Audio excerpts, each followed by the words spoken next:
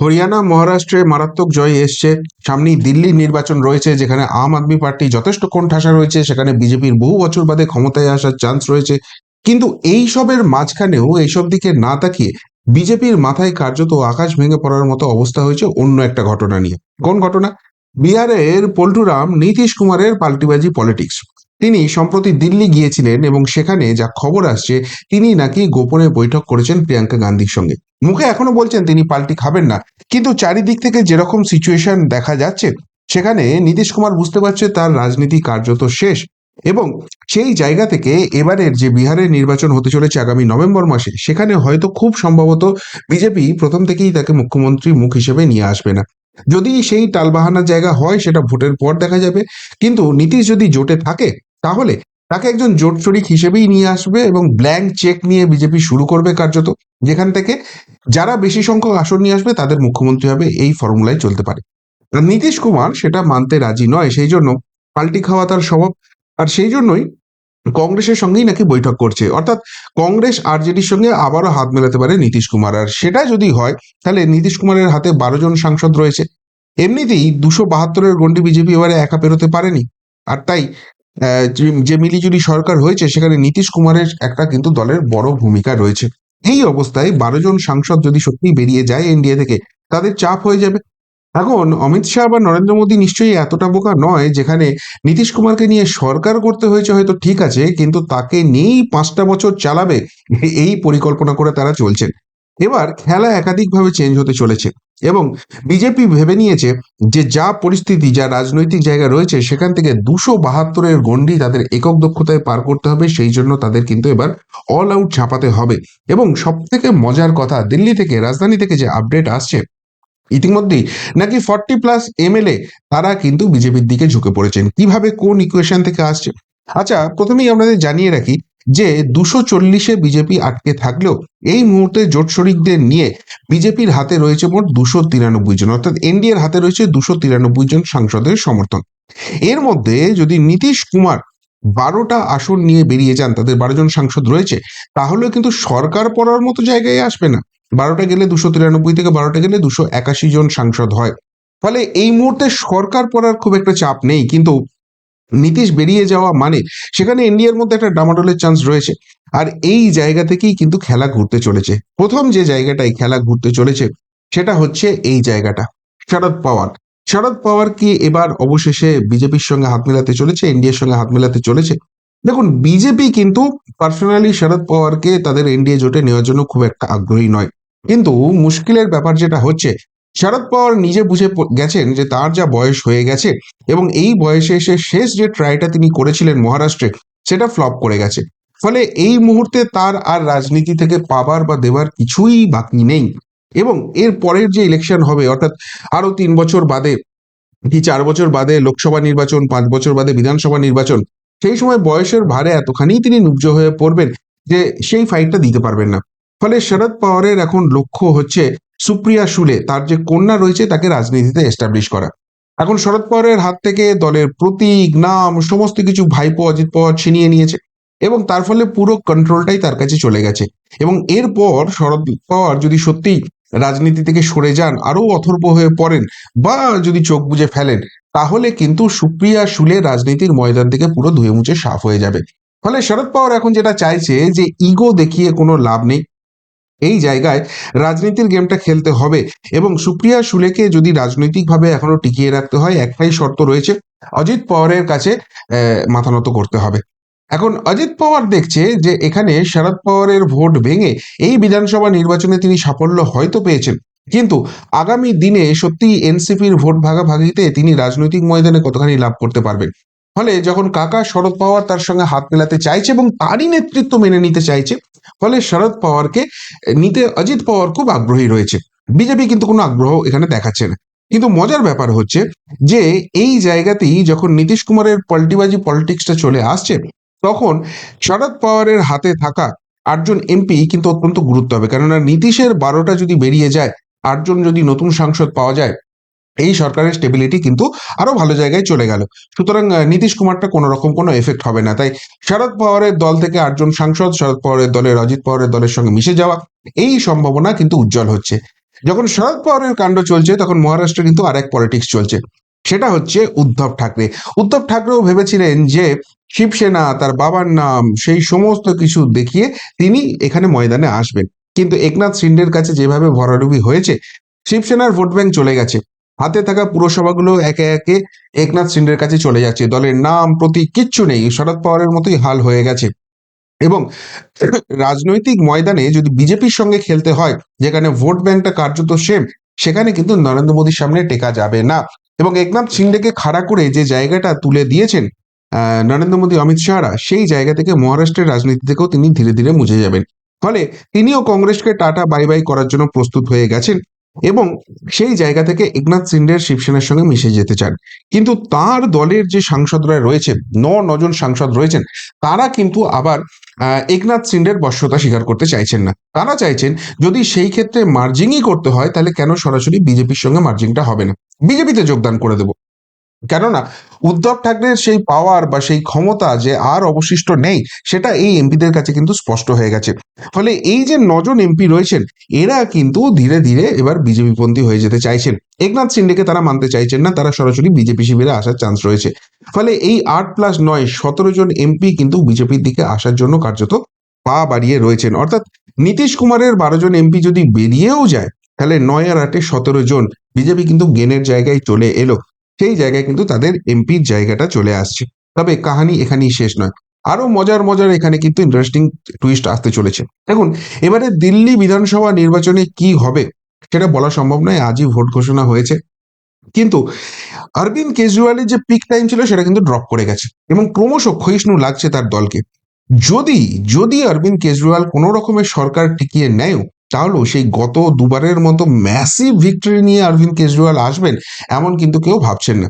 অনেকেই মনে করছেন যে হয়তো অরবিন্দ কেজরিওয়াল শেষ পর্যন্ত ওই মুসলিম ভোট ব্যাংকটার জন্য, দলিত ভোট ব্যাংকটার জন্য ক্ষমতা টিকিয়ে রাখলেও রাখতে পারেন, কিন্তু সরকার গড়ার যে ম্যাজিক ফিগার রয়েছে, সেখান থেকে খুব বেশি হলে 5-7টা আসন বেশি পাবেন।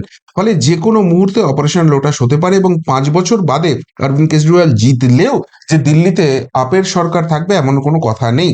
উল্টো দিকে বিজেপির কিন্তু এবার হাই চান্স রয়েছে। বিজেপির একটাই যেটা ড্রব্যাক রয়েছে, সেটা হচ্ছে প্রপার কোনো মুখ কিন্তু এখনো দিল্লির জন্য তুলে আনতে পারেনি।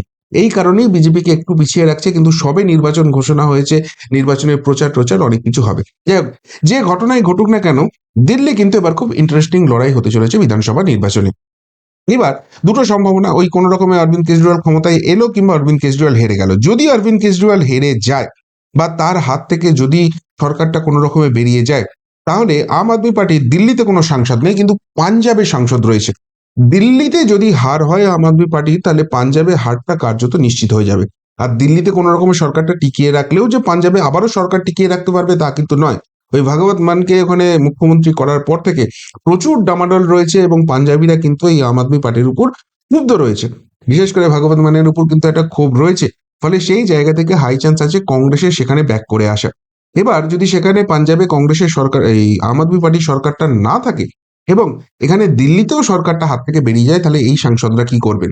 আম আদমি পার্টির 3জন সাংসদ পাঞ্জাবি রয়েছেন, তারা কিন্তু তলায় তলায় বিজেপির সঙ্গে যোগাযোগ করা শুরু করে দিয়েছেন এবং খুব সম্ভবত দিল্লি নির্বাচন যদি মিটে যায় এবং সেখানে যদি বিজেপির পক্ষে ফল আসে, এই 3জন সাংসদ কিন্তু আম আদমি পার্টি ছেড়ে বিজেপিতে চলে আসতে পারেন। অর্থাৎ এনসিপির 8জন, শিবসেনার 9জন এবং আম আদমি পার্টির 3জন, 20জন কিন্তু সাংসদ এখানেই হয়ে গেল। এরপর আরো মজার জায়গা তৈরি হচ্ছে, যারা এখানে কথা বলছেন, সেটা হচ্ছে সমাজবাদী পার্টি। এবারে যে ইলেকশন হয়েছে, লোকসভা নির্বাচন, সেখানে সব থেকে চমকপ্রদ ফল যদি হয়ে থাকে সেটা উত্তরপ্রদেশ। কেননা যোগী আদিত্যনাথের দুটো দুটো টার্ম ছিল, অযোধ্যায় রাম মন্দির ছিল, মোদি হাওয়া ছিল, তারপরেও সেখানে কিন্তু 37 আসন জিতে নিয়েছিল সমাজবাদী পার্টি। তলায় তলায় প্রচুর আন্ডার কারেন্ট ছিল। কিন্তু মুশকিলটা হচ্ছে, এই 37 আসন পাওয়ার পর অখিলেশ যাদব নিজেকে কিন্তু উত্তরপ্রদেশের মুখ্যমন্ত্রী ভাবতে শুরু করে দিয়েছেন যে এরপরে যে উত্তরপ্রদেশে বিধানসভা নির্বাচনটা হবে, সেই নির্বাচনে যোগী সরকারের 10 বছর কমপ্লিট হয়ে যাচ্ছে, একটা প্রবল অ্যান্টি ইনকামবেন্সি থাকবে, প্লাস অলরেডি আমরা 37 আসন পেয়ে গেছি, আমরা কিন্তু এখানে ছক্কা চৌকা সব লাগাবো এবং আমরা এখানে ক্ষমতায় আসবো। কিন্তু উত্তরপ্রদেশে যে বাই ইলেকশন হলো, সেটা চোখে আঙুল দিয়ে দেখিয়ে দিয়েছে যে যোগীর পাশে আরএসএস আছে এবং সংঘ যদি ময়দানে নামে, এতটাও ইজি হবে না অখিলেশ যাদবের জন্য গেমটা। পয়েন্ট নাম্বার 2, উত্তরপ্রদেশের জন্য যেটা অত্যন্ত গুরুত্বপূর্ণ হয়ে যাচ্ছে, অখিলেশ যাদব যেটা করছেন এখন সেটা সরাসরি তোষণ রাজনীতি করছেন, এবং সেটা করতে গিয়ে তিনি অ্যান্টি হিন্দু পথে হাঁটছেন, হিন্দু দেবদেবীদের চূড়ান্ত রকম অপমান করছেন। ফলে বহু সাংসদ রয়েছেন যারা কিন্তু সেই হিন্দু প্রবল এলাকা থেকে জিতে এসেছেন। ফলে আগামী দিনে এর মাসুল তাদেরকে কড়াই গন্ডায় দিতে হতে পারে। ইতিমধ্যেই অনেকেই সেই নিজেদের সাংসদ এলাকায় ঢুকতে গিয়ে সেখানে প্রবল অস্বস্তির মুখে পড়ছেন, এবং সেখানে কিন্তু ডামাডোল লেগে গেছে। ফলে এই যারা সাংসদরা জিতেছেন তারা অনেকেই নাকি ভাবনা চিন্তা শুরু করছেন যে এই মুহূর্তে যদি বিজেপির সঙ্গে গাঁটছড়াটা বাঁধা যায়, যদি বিজেপিতে যোগদানটা করা যায়, তাহলে আগামী দিনে তাদের ভবিষ্যৎটা সুরক্ষিত থাকবে। কেননা অখিলেশ যাদবের 2024-এর জয়টা কার্যত ফ্লুক ছিল, এবং আগামী দিনেও কিন্তু অখিলেশ যাদবের খুব একটা চান্স ইউপিতে নেই। এবং সেই জায়গা থেকে অন্তত 15 জন সাংসদ রয়েছেন যারা কিন্তু দলটা বদল করার কথা ভাবছেন, বিজেপিতে যোগদানের কথা ভাবছেন। যদি 15 জন সত্যি সমাজবাদী পার্টির সাংসদ বেরিয়ে আসেন, সেখানে দল বিরোধী আইন কাজে লাগবে না, কেননা 1/3 লাগবে সেই জায়গাটায়। ফলে এই 15 জন বেরিয়ে এলে, আগের 20 জন ছিল, এই 15 জন 35 জনের জায়গা এখানে কিন্তু তৈরি হয়ে গেল। এইবার আর একটা মজার জায়গা আপনাদের দেখায়, যেটা কিছুটা হলেও অবিশ্বাস্য লাগবে। সেটা হচ্ছে এই বাংলা। এই বাংলায় শাসক দল তৃণমূল কংগ্রেসের 28 জন সাংসদ আছে, এবং তারা প্রবলভাবে বিজেপি বিরোধী। মমতা ব্যানার্জি জিন্দাবাদ, অভিষেক ব্যানার্জি জিন্দাবাদ 24 ঘন্টা করে যাচ্ছেন। কিন্তু রিসেন্টলি একজন খুব সিনিয়র সাংসদ, সিনিয়র এমপি, তিনি চুপি চুপি গিয়ে যোগী আদিত্যনাথের সঙ্গে দেখা করে এসছেন। আর এইখান থেকেই শুরু হয়েছে কাহানিমের টুইস্ট। অনেকেই বলছেন অবভিয়াসলি, যেটা বলা হয় এই ধরনের মিটিং এর ক্ষেত্রে, যে এটা সৌজন্য সাক্ষাৎ ছিল। কিন্তু মাথায় রাখতে হবে, সেই সাংসদ কিছুদিন আগে বোতল ছুড়ে এই রাজ্যেরই এক বিজেপি সাংসদকে মারতে গিয়েছিলেন, হাত ফাট খেতে রক্তারক্তি করে যাতাকাণ্ড করিয়েছিলেন।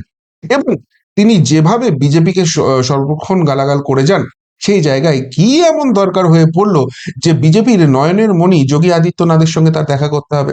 আসলে যেটা শোনা যাচ্ছে সেটা হচ্ছে যে দিল্লিতে অনেক চেষ্টা করেছিলেন, কিন্তু সেখানে ডাল গলেনি। ফলে কোথাও দিয়ে একটা কানেকশন বার করে যোগী আদিত্যনাথের সঙ্গে গিয়ে দেখা করা হয়েছে। কেন? কেননা রিসেন্টলি তৃণমূলে কিন্তু বেশ কিছু পরিবর্তন হবে, এবং সেখানে দলের এক তরুণ নেতা, তার কথা অনুযায়ী কাটছাট হবে, এবং সেখানে দলের যারা সিনিয়র এমপি আছে অনেকের উপরই চোট পড়তে চলেছে, অনেক সিনিয়র নেতার উপর সেখানে চোট পড়তে চলেছে। এবং তার থেকেও বড় কথা, যেটা আইবি রিপোর্ট আছে, সেই আইবি রিপোর্ট অনুযায়ী নাকি এই রাজ্যে এই দিল্লি ইলেকশনটা মিটে গেলেই বেশ বড় রকমের ধরপাকড় হবে। অন্যদিকে বিজেপি কিন্তু 2026-এর লোককে অল আউট ঝাঁপাবে। ফলে সেই অবস্থায় দলটা ছক্কান হয়ে যেতে পারে। আর সেটার জন্য আগে থেকে ইট পাতার জন্য সেই এমপি নাকি গিয়েছিলেন। আবারও বলছি, অফিসিয়াল স্টেটমেন্ট হচ্ছে সৌজন্য সাক্ষাৎ, যেটা এই ধরনের মিটিং এর ক্ষেত্রে বলা হয়। কেউই বলে না কি রাজনৈতিক আলোচনা করেছে, কিন্তু ভেতরের খবর হচ্ছে ইট পাততে গিয়েছিলেন। এবং দলের এই যে সিনিয়র অংশটা আছে, তারা নাকি বিজেপি মুখী হতে চান, বিজেপির সঙ্গে যোগাযোগ রাখতে চান। দল যখন ভাঙাচোরা হবে, যখন গ্রেপ্তার টেপ্তার হবে, তখন সেটা নিয়েই নাকি কথা বলতে গিয়েছিলেন। বিজেপি কজনকে নেবে না নেবে সেটা এখনো ঠিক ঠিকানা নেই, বা সেই নিয়ে কোনো কথা হয়েছে কিনা সেটাও কোনো ঠিক ঠিকানা নেই। আলটিমেটলি যদি এটা আসে, এটাকে আমি বলবো যে ওই চেরি অন দ্য কেক। মানে যাদের, যে সাংসদদের মোটামুটি নিশ্চিত ভাবা হচ্ছে, তাদের বাইরে গিয়ে এই সাংসদ সংখ্যাটা হবে। আমি এটাকে এখনই ক্যালকুলেশনের মধ্যে আনতে রাজি নয়, কেননা কোনো সেইভাবে অফিসিয়াল কনফার্মেশন কোনো তরফ থেকেই আসছে না। কিন্তু মজার ব্যাপারটা হচ্ছে অন্য জায়গায়। মজার ব্যাপারটা হচ্ছে এইখানে, যদি নীতিশ কুমার শেষ পর্যন্ত পাল্টিবাজি করে তিনি আবার ফেরত যান কংগ্রেস এবং আরজেডির সঙ্গে জোট করতে, সেক্ষেত্রে বিজেপি কি হতোদ্যম হয়ে যাবে? সেক্ষেত্রে কি বিজেপি ছেড়ে দেবে? সেক্ষেত্রে যেটা হবে, বিজেপির বিহারেও একটা বড় সমস্যা হচ্ছে তাদের একটা ভালো মুখ এস্টাবলিশ করা, যাকে মুখ্যমন্ত্রী হিসেবে করতে পারে। এবং সেটা করতে পারেনি বলেই কিন্তু এই নীতিশ কুমারের সঙ্গে তাদেরকে জোট বাঁধতে হয়েছিল। এখন নীতিশ কুমার যদি সরে যায়, এক্ষেত্রে বিজেপি একটা তুরুপের তাস বার করতে পারে, তার নাম হচ্ছে চিরাগ পাসওয়ান। এবং সেই চিরাগ পাসওয়ান, তরুণ তুর্কি, বিহারে অসম্ভব জনপ্রিয় হয়ে উঠেছেন। তাকে সামনে রেখেই কিন্তু সেক্ষেত্রে ভোটে লড়তে পারে। আর সেই জায়গায় যদি বিজেপি সত্যিই বিহারের সরকারটা করে ফেলতে পারে, যদি লালু নীতিশের দলকে ক্ষমতার বাইরে রাখতে পারে, তাহলে বিহারেও খেলা হবে। কিরকম খেলা হবে? দেখুন, এই যে জেডিইউ এর 12 জন সাংসদ রয়েছে, যাদের ভরসায় এই ব্ল্যাকমেলিং এর রাজনীতি খেলার চেষ্টা করছেন নীতিশ কুমার পল্টুরাম, সেই জায়গা থেকে এই 12 জন সাংসদ তখন আর আলটিমেটলি কি করবেন? অনেকটা ওই বিজেডির মতো হয়ে যাচ্ছে, বিজু জনতা দল। নীতিশ কুমারের পর দলটাকে চালাবে, এবং বিজেপির কাছে হেরে যাওয়া মানে তাদের রাজনৈতিক ভবিষ্যৎ কার্যত শূন্য হয়ে যাচ্ছে। এই জায়গা থেকে সেফ অপশন হচ্ছে বিজেপির সঙ্গে মিশে যাওয়া, বিজেপির দলে চলে আসা, এবং সেক্ষেত্রে আগামী দিনে তারা কিন্তু সাংসদ হিসেবে কাজ চালিয়ে যেতে পারবেন, কোনো রকম কোনো অসুবিধা হবে না। ফলে কাহানিতে সব থেকে বড় টুইস্ট হতে পারে এটাই যে 12 জনকে নিয়ে নীতিশ কুমার বেরিয়ে যাবার কথা ভাবছেন, বিহারে যদি ভরাডুবি হয় বা নাও হয়, বিহার ইলেকশনের আগেই এদের অনেককেই কিন্তু বিজেপি ভাঙাবে এবং তারা কিন্তু বিজেপিতে চলে আসতে পারে। আর সেক্ষেত্রে যদি তেজস্বী যাদব, লালু যাদবকে ক্ষমতার বাইরে রাখতে পারে, তাদের হাতে থাকা 4 জন সাংসদ তাদেরকেও কি ছেড়ে দেবে? অর্থাৎ ইতিমধ্যেই আপনাদের দেখালাম এনসিপি শরদ পাওয়ারের 8 জন, শিবসেনা উদ্ধব ঠাকরের 9 জন 17 জন, আম আদমি পার্টির 3 জন 20 জন, অখিলেশ যাদবের সমাজবাদী পার্টির 15 জন 35 জন, এবং এই যে 12 জন রয়েছে জেডিইউ, এখান থেকেও অন্তত 6-7 জন তো এমনিই বেরিয়ে আসবে। শেষ পর্যন্ত নীতিশ কুমার হেরে গেলে কতজন থাকে তার সঙ্গে, সেটাই সমস্যা। ফলে এই 41-42 জন যে সাংসদ রয়েছে, এই সংখ্যাটা কিন্তু বিজেপির সঙ্গে জুটতে চলেছে এবং দিল্লিতে বিহার ইলেকশন মিটলে যে কোনো মুহূর্তেই সেই সিদ্ধান্ত হতে পারে। তাই 272-এর গন্ডি এখন আর শুধু নয়, 280-81 আসনে কিন্তু বিজেপি চলে যাওয়ার মতো জায়গায় চলে এসেছে এবং সেই সেই অনুযায়ী কিন্তু পট পরিবর্তনটা হচ্ছে। এবং এর সব থেকে বড় একটা উদাহরণ হিসেবে জাতীয় রাজনীতিতে যেটা চর্চা চলছে, অমিত শাহের কিন্তু বিহার যাত্রা করার কথা ছিল এবং প্রাথমিকভাবে 5 এবং 6 জানুয়ারি সেই ডেটটাকে ঘোষণা করা হয়। পরবর্তীকালে কোনো কারণ না জানিয়ে সেটাকে ক্যান্সেল করা হয় এবং ঘোষণা করা হয় 8ই জানুয়ারি এই যাত্রাটা হবে।